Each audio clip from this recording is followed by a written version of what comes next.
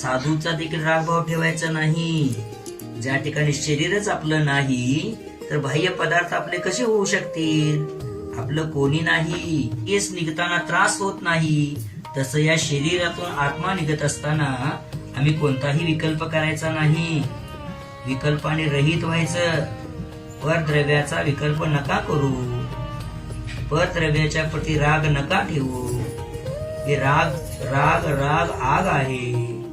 आत्मस्वरूपाचं चिंतन करण्यामध्ये वेळ खर्च करायचा. जीवनभर धर्म केला, त्या धर्माचं फलित होण्याची वेळ आलेली आहे. शरीरावरती मोह नका करू.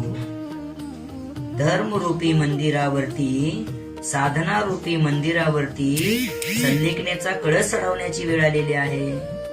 आणि जो जीव संलेखनाने सहित मरण करतो तो 7-8 भवामध्ये मोक्षाला जातो. कमीत कमी 3 भवामध्ये मोक्षाला जातो. आम्हाला मोक्ष मार्गावरती चालायचं आहे. रत्नत्रयाची विशुद्धी महत्वाची आहे. म्हणायचं परते पर हरणार.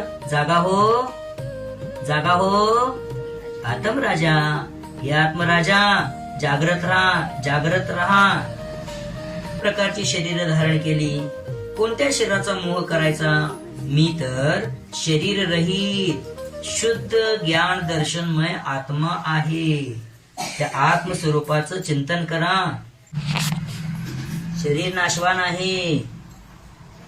शरीर आपलं नाही, आत्मा आपला आहे. आत्मा कर्मबंधाने रहित आहे. आचार्य सांगतात, येते निश्चय गदो समूह संवत्त सुंदर लोगे बंद कहा येते तेन विसंवादिनी होदी. एकत्वाने विचार केला असता माझा आत्मा सर्व गतीमध्ये, सर्व पर्यायामध्ये, सर्व अवस्थेमध्ये सर्वात सुंदर आहे. त्याच्यामध्ये बंधाच्या कथा करणं हे विसंवादाला कारण आहे. मी बंध रहित आहे. अनादिकालापासून मिथ्यात्वाच्या निमित्ताने या शरीरामध्ये अडकून पडलेलो आहे. हे शरीर माझं स्वरूप नाही. शरीरापेक्षा अत्यंत भिन्न ज्ञान दर्शन स्वरूप. कुठं जाणार तुम्ही? स्वर्गाला जायचं की विदेह क्षेत्राला जायचं? कुठं जाणार? स्वर्गाला जायचं की विदेह क्षेत्राला जायचं? म्हणा जय हो.